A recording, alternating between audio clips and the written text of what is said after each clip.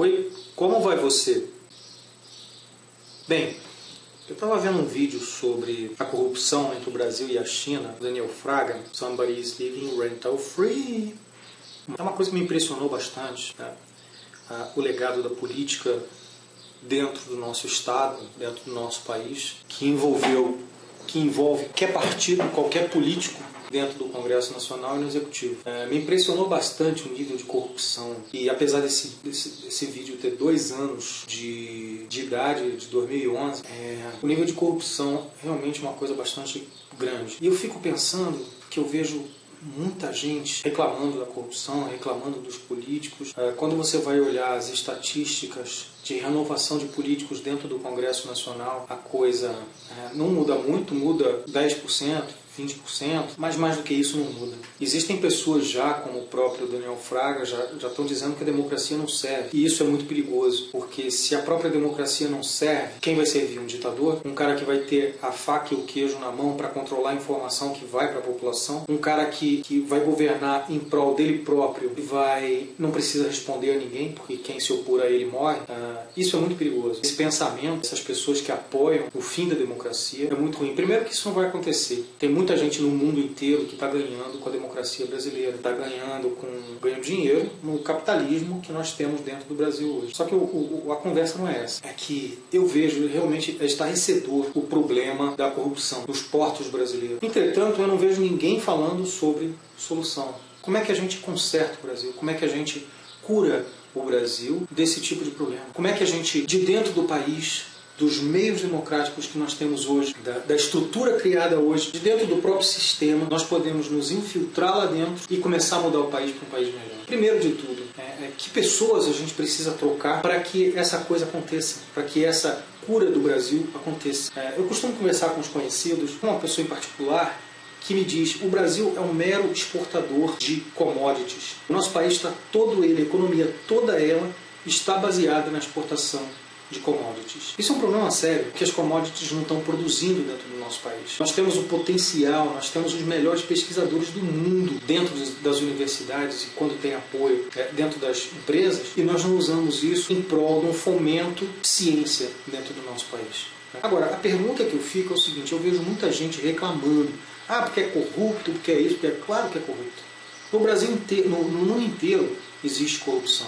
As pessoas acham que o Brasil é uma ilha da fantasia, onde não existe corrupção. Não, existe corrupção na Alemanha, existe corrupção nos Estados Unidos, existe corrupção em todo. Agora, o controle lá é maior. O ser humano é um só. O ser humano alemão, o ser humano inglês, cano, todos eles são iguais. As pessoas querem ganhar dinheiro, querem garantir o seu para si mesmo, para a prole. Pessoas querem fazer... E o ser humano tem a tendência de fazer isso da maneira mais fácil. Tá? O grande problema é o seguinte: os eleitores precisam ser melhores eleitores. É que nós temos os representantes dentro do Congresso Nacional que são exatamente a expressão do que é cada eleitor. São os valores aplicados que vão lá para dentro. Primeira coisa. Eu gostaria de iniciar aqui um debate, a título de exercício mental mesmo, um debate sobre como curar o Brasil, sabe? Quando você tem uma noção melhor da lei que permite, por exemplo, como o convidado falou no vídeo, que ele vai estar aqui embaixo, sobre as comissões que cada congressista no país ganha quando faz comércio com o exterior. Ou seja, a gente precisa saber que lei é essa e precisa começar a botar uma pressão para mudar essa lei e tirar essas comissões. Porque o cara não vai para o Congresso, então, para legislar, que é o que ele deveria fazer, que é o que a propaganda manda, o legislador, que é o conceito básico dessa instituição do Congresso Nacional, tem, que é fazer leis. Ele está ali para fazer negócio com o exterior, porque ele ganha comissão com isso. E segundo esse convidado, que eu acho que o nome dele é Luiz, isso é perfeitamente legal porque a lei já permite isso.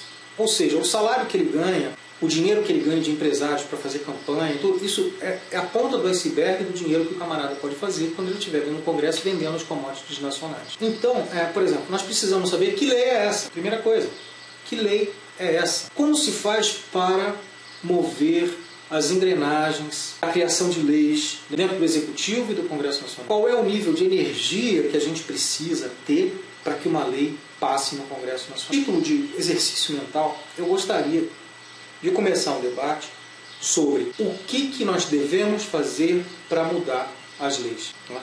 Isso é uma discussão extremamente importante do ponto de vista, porque existem pessoas com consenso pragmático muito grande a respeito da política, que o único objetivo que eles passam a ter é acabar com a democracia, é acabar com o seu direito de votar em alguém. Nós saímos disso com os militares nos anos 70, nos anos 80, com a promulgação da Constituição. Saímos disso. Qual é a solução para o país? Colocar pena de morte para político seria uma solução? A China tem isso. Por que o Brasil não tem isso?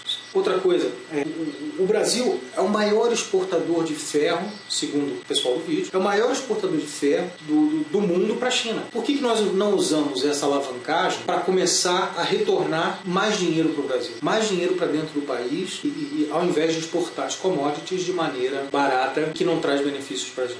Eu tenho algumas ideias sobre a solução sobre isso. A principal vantagem que nós temos hoje é que nós temos informação. Por exemplo, se você pegar um camarada que esteja no porto, fiscalizando contêineres no porto, aquelas mercadorias deveriam ter sido taxadas e não foram, nós temos a informação e a maneira de entrar na conta bancária desse fiscal específico, do chefe dele especificamente, e ver se ele recebeu propina. Seria uma solução. Nós temos condições dentro da TI, dentro da informática, de criar mecanismos de auditorias que vão garantir que os impostos de importação em determinados produtos de interesse nacional, ou seja, em que o Brasil tem o interesse de ter a empresa aberta e a indústria funcionando dentro do Brasil e resguardar esse pessoal. Aí muita gente vai dizer, mas isso é protecionismo e tal.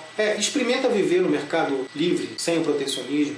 O próprio Estados Unidos, que é o berço do capitalismo mundial, durante muitos anos, que sempre disse do capitalismo, isso e aquilo, não existe socialista lá. Né? Socialista é alguém como Obama, que pensa um pentelésimo diferente.